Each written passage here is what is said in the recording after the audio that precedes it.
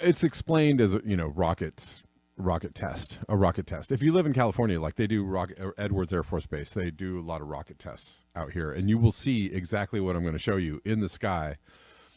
I actually don't know the location of this. Maybe, hold on, maybe I can be a little more intrepid in my reporting. Oh, they say it was Florida.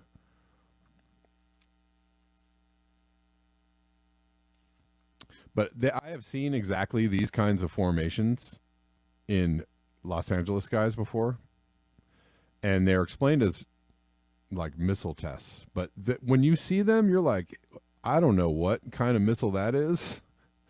It's very frightening. It's extremely frightening, and you really don't know what they're doing up there. But we're gonna watch this,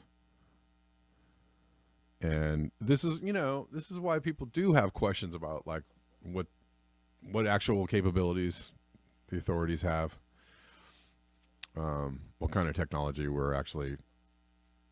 Hold on. Eventually, it'll get there. But I have seen several times in my life. I've seen formations like this in the sky over Southern California. But when you see, it's massive. Like whatever that is, whatever's going on up there.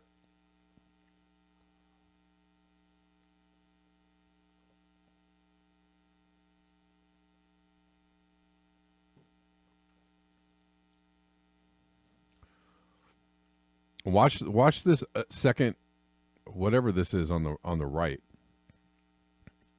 Well, they're going to follow it, but sorry for the people on call-in.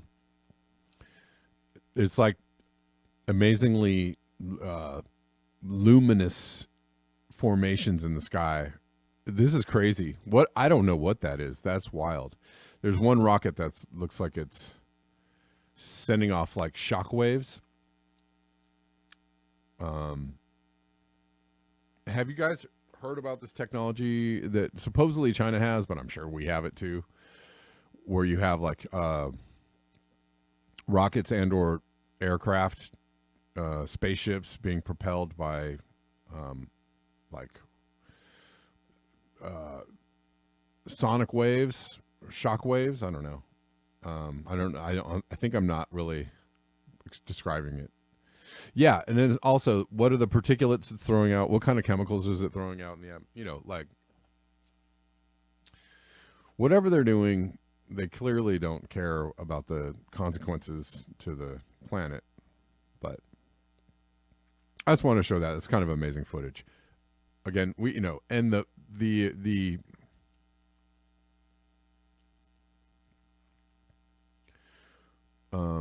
I don't think it's re-entering, John Glad. It's because it was going up. The trajectory in the beginning was up, and I've seen these things before, and they go up, and the official explanation is it was like a test, a missile test or a rocket test. That's what they say it is. When people see these, they freak out. In California, when it happens here, like people freak out because it is massive, and the light is insane, and like it's very scary. You think, you don't know what's about to happen, right? You think maybe something is happening.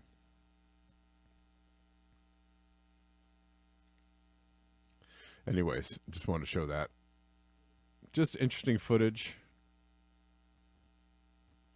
Man, I don't even know if I should talk about this on YouTube or not, and I may. Hold on one second. Let me see if I have something else I can talk about while still on YouTube.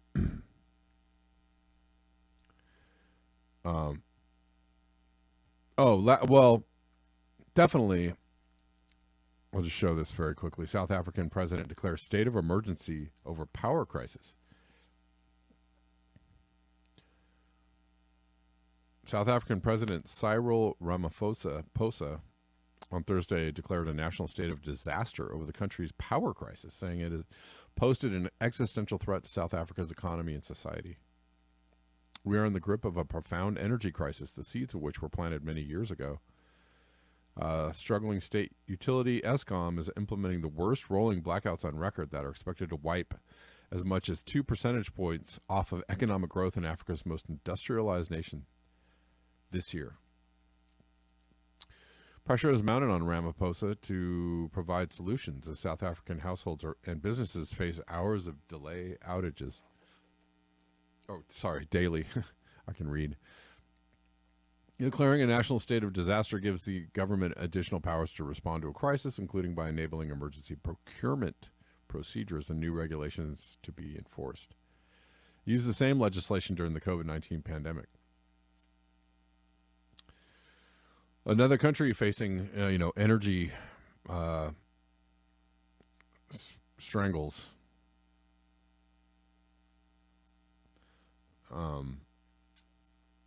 Poppy Davis thinks maybe they were shooting nuclear waste into space.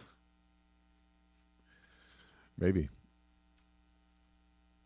I mean, that's the thing is you really, the official explanation is it's like, oh, guys, we're gonna burn the vinyl chloride into the air and it's gonna be fine. We're just gonna need people to stay away from their homes for a couple days, but everything's fine, right? That's the official explanation. So, but you got to know that something else, possibly or likely is going on.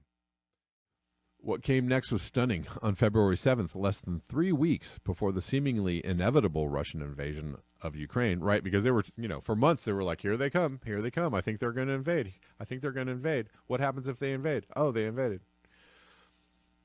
Right? So it was of no surprise that they invaded. Biden met in his White House office with German Chancellor Olaf Scholz, who, after some wobbling, was now firmly on the American team.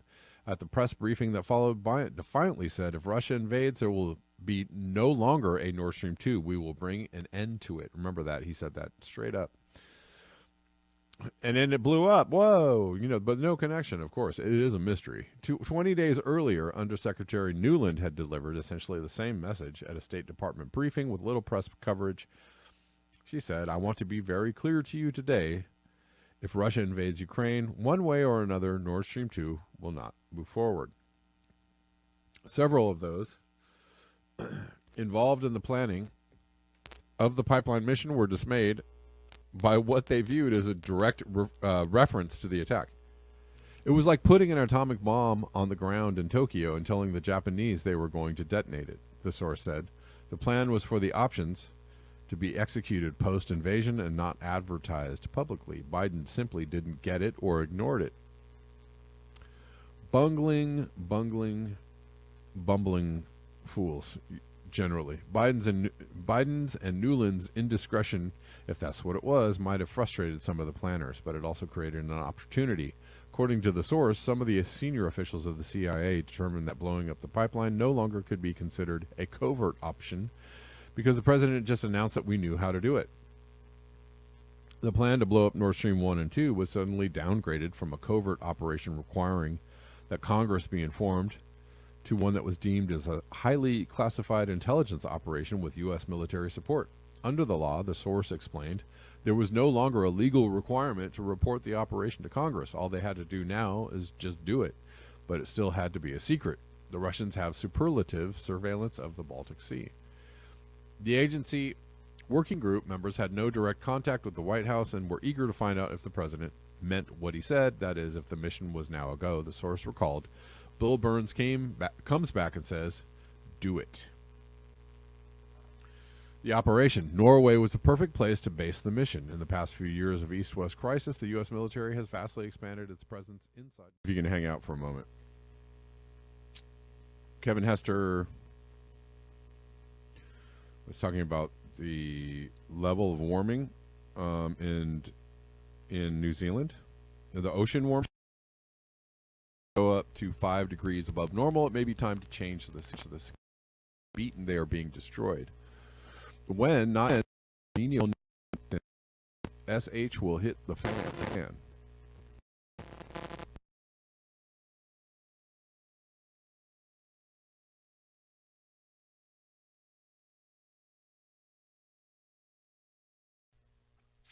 Yeah, so right. Somebody in the chat mentioned Chile. They're having a heat wave there. The ocean is extremely warm. Look at those temperatures. Or can we see the temperatures? Um, sorry for the rockiness of the stream today. I blame StreamYard. But those temperatures are really, really warm. Going above the 5C. This is from February 3rd. Southern ocean warming off the scale. Level of warming being caused by extreme marine heat waves in the ocean off the South Island is literally off the scale. Met Service oceanographer Dr. João de Souza said the present heat wave was concentrated off Otago and around Stewart Island, bringing temperatures up to 6 degrees Celsius warmer than normal. Extreme marine heat waves are just that, extreme. It's the highest category in existence for marine heat waves, reflecting how unusual this level of warming is, both in New Zealand and internationally. Over the next few days, Otago water temperatures are expected to be over 5 degrees C warmer than usual, bringing surface ocean temperatures to 19 degrees C. Temperatures around Stewart Island would be 4 to 6 degrees warmer than usual. We are seeing steady temperatures above 18 degrees C. Forecast this weekend. The temperature rise was so pronounced that Met Service might have to extend the color scale used to denote the warming. Again, I don't know. Maybe it's space lasers, or maybe it is, or maybe the Earth is getting hotter. I don't know. I don't know.